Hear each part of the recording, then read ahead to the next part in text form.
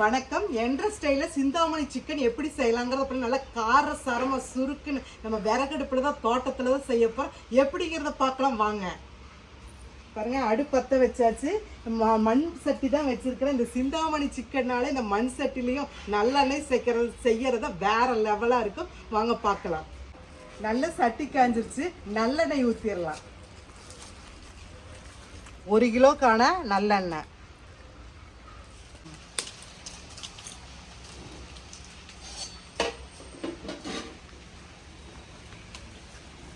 Broiler boneless சிக்கனில் தான் நம்ம சிந்தாமணி சிக்கன் செய்ய போகிறோம். அதுக்கு 1 கிலோ சிக்கன் பாருங்கள், இந்த மாதிரி சின்ன சின்னதாக பீஸ் போட்டு வச்சுருக்கிறோம். அதுக்கு தேவையான பொருட்கள் என்னென்னு பார்க்கலாம். மஞ்சத்தூள், வரமிளகாத்தூள் 1 ஸ்பூனு, சோம்பு, சீரகம், நல்ல ஒரு 3 கட்டி பூட்டை நல்லா 1க்கு 2க்கு நல்ல கல்லில் வச்சு நல்லா தட்டி எடுத்து வச்சுருக்கிறேன். அளவான உப்பு, சின்ன வெங்காயம் பாருங்கள், நான் சின்னதாக இருக்கிறனால நான் அப்படியே வச்சுருக்கிறேன்.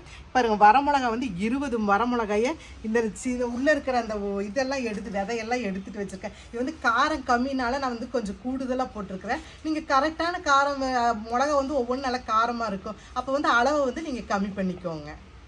சீரக சோம்பு போட்டுக்கலாம். நல்லா எண்ணெய் காஞ்சிருச்சு, போட்டுக்கலாம். பாருங்க, நல்லா வெடிக்குது. சின்ன வெங்காயத்தையும் போட்டுக்கலாம். நல்லா ஒரு பரட்டி விடுங்க.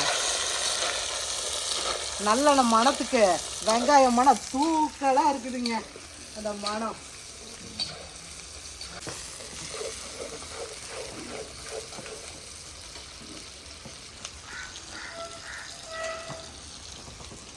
அந்த எண்ணெயிலேயே இடிச்ச பூண்டையும் நம்ம போட்டுக்கலாம்.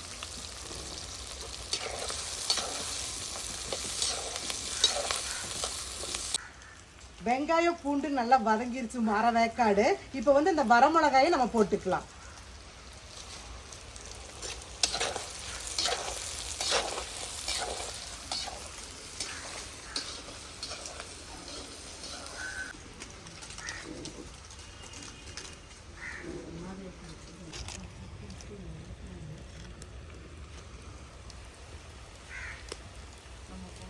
சிக்கனை போட்டு நல்லா பிரட்டிக்கலாம்.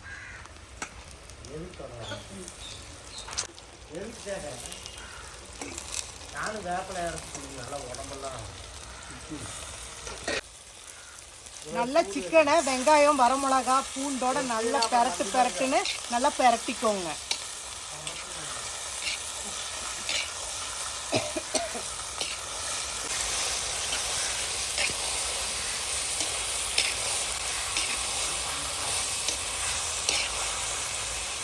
மஞ்சத்தூள்,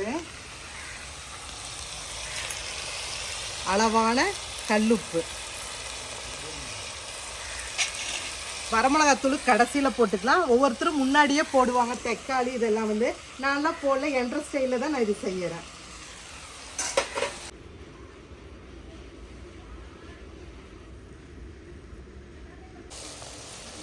பாருங்க, 3/4 பதத்துக்கு வெந்துருச்சு.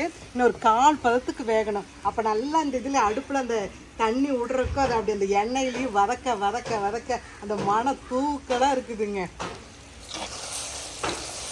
பாருங்க, அந்த வரமிளகா பாருங்க எப்படி அப்படியே கசன்னு ஆகினாத அந்த காரம் அப்படியே இறங்கணும் அந்த கறிக்குள்ள.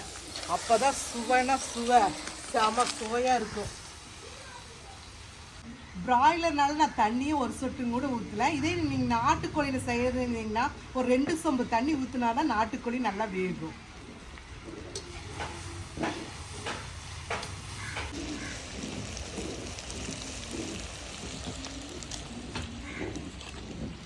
நான் சிந்தாமணி சிக்கனில் இப்போ வரமிளகாத்தூளை போட போகிறேன். பாருங்க, லைட்டாக போட்டுக்கோங்க. இந்த காரம் எனக்கு வரமிளகா சுருக்குன்னு பிடிச்சிருக்குது. அதனால் நான் லைட்டாக தான் போட்டிருக்கிறேன். இந்த இதில் அப்படியே வெந்துருச்சுக்கோங்க. டேஸ்ட்டு செமையாக இருக்குது.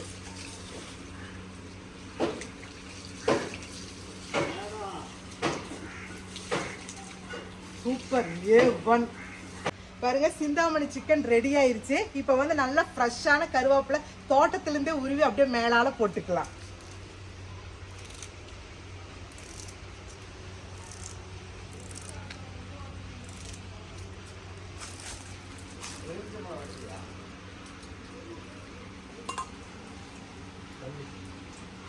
அப்படியே மேலால் இப்படி போட்டு ஒரு கலக்கு கலக்குனா சுவையான சிந்தாமணி சிக்கன் ரெடி.